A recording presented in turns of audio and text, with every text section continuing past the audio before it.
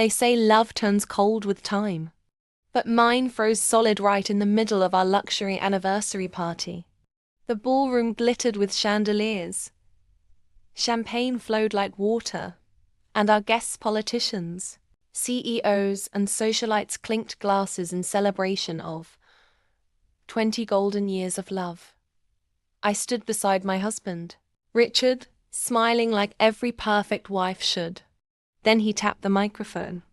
"Everyone," he said, his voice echoing through the hall. "I have something to say." I turned to him, expecting the usual speech about partnership and devotion. But instead, his words sliced through the air like glass. "I regret ever meeting you. You're the worst mistake of my life." The laughter died instantly. Gasps rippled across the room. My breath caught. My hands trembled. For a moment, I thought I might faint, but I didn't.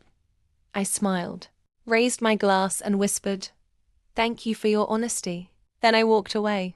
Quietly, gracefully, but inside, a storm was brewing. That night, I didn't sleep. I replayed his words, the mockery in his eyes, the whispers that followed. But when dawn came, I made a decision. If he wanted to humiliate me publicly, I'd destroy him silently. By noon, I had called my lawyer. By evening, I had packed my bags. The next day, I walked into our private bank, smiled at the clerk, and emptied every joint account $8.2 million. All legally mine thanks to the prenuptial clause he forgot existed. Then, I called the realtor and sold our mansion, the same one he used to brag about at every dinner party. The buyer? His business rival. When Richard got home, the house was empty. No wife. No furniture. Not even a single photo frame left behind. Just an envelope on the marble counter. Inside it was a single note. "You said I was your biggest mistake.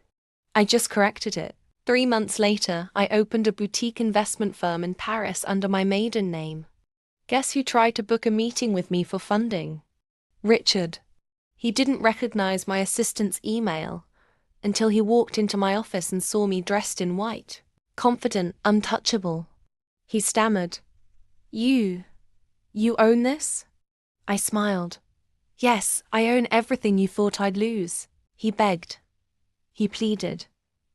But I wasn't his wife anymore. I was his competition. And when he left, I called security not to escort him out, but to escort him to the lobby where his new girlfriend was waiting. The same one who'd laughed at me that night at the party. She didn't even look up. She'd already found someone richer.